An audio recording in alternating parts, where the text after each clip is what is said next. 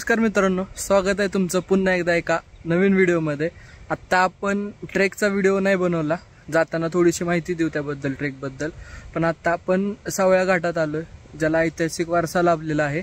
आणि तिथं येऊन आपल्याला म्हणजे सावळ्या घाट उतरून थोडंसं पुढे आल्यानंतर आपल्याला देवकुंड आणि दुसरा एक धबधबा दिसतो, तो आपण पाठीमागे पाहू शकतो। तर या बाजूला हा जो आहे तर हा देवकुंड धबधबा, आणि याचं नाव मला नाही माहिती, मी इथं टाकेन। आता आपण सॅमसंग S23 याची झूम क्वालिटी आपण चेक करूया। 3x मध्ये तर व्हिडिओ चांगला येतोच, आता आपण 10x 12x पर्यंत काय जेवढी त्याची कॅपॅसिटी आहे तेवढा झूम करून बघूया। हा आता 1x ला आहे, हा 3x आणि हा 10x। म्हणजे हा देवकुंड धबधबा, इथं खाली माणसं असतील, हा म्हणजे असा हा पडतो हा देवकुंड।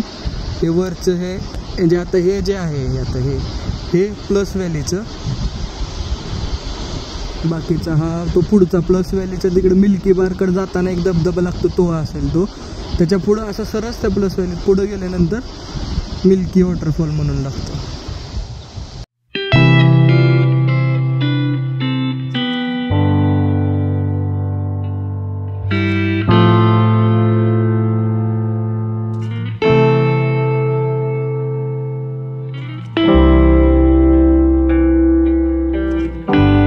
आता 1x मध्ये व्हिडिओ आहे याचा, आता 1x मध्ये व्हिडिओ आहे। आता याचा जो 3x आहे तो आपण ऑन करूया, म्हणजे 3x ची क्वालिटी, म्हणजे मला जी आवडली ती 3x ची क्वालिटी आवडली, ती आपण आत्ता बघू। आत्ता हा 1x वर आपण व्हिडिओ काढतोय। सॅमसंग S23 ची जी क्वालिटी येते ती 3x मध्ये, म्हणजे झूम क्वालिटी जी आयफोनला नाही आहे ती सॅमसंगमध्ये चांगली येते। तर आता आपण याचा 3x ऑन करूया आणि बघूया कशी क्वालिटी आहे ती। तर आत्ता हा 3x मध्ये व्हिडिओ चालू आहे, जो आपण बघू शकतो समोर देवकुंड वॉटरफॉल, आणि याच्या वर असं ही जी आहे ही प्लस व्हॅली।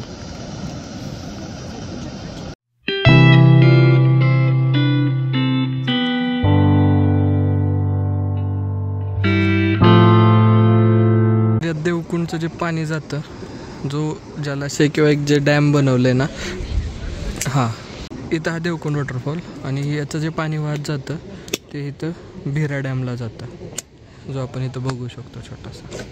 आणि देवकुंडच्या ट्रेकचा रस्ता याच बाजूने असा आहे, खाली आपण हे जे आहे या पॉईंटपर्यंत जाऊ शकतो।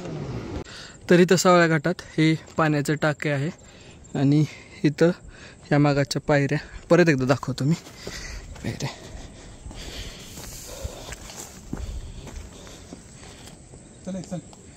या पायऱ्या, आणि अशाच पायऱ्या अजून पुढं सुद्धा आहेत। आपण अशाच पायऱ्या पुढे पण आहेत, आपण जाऊ आता पुढं।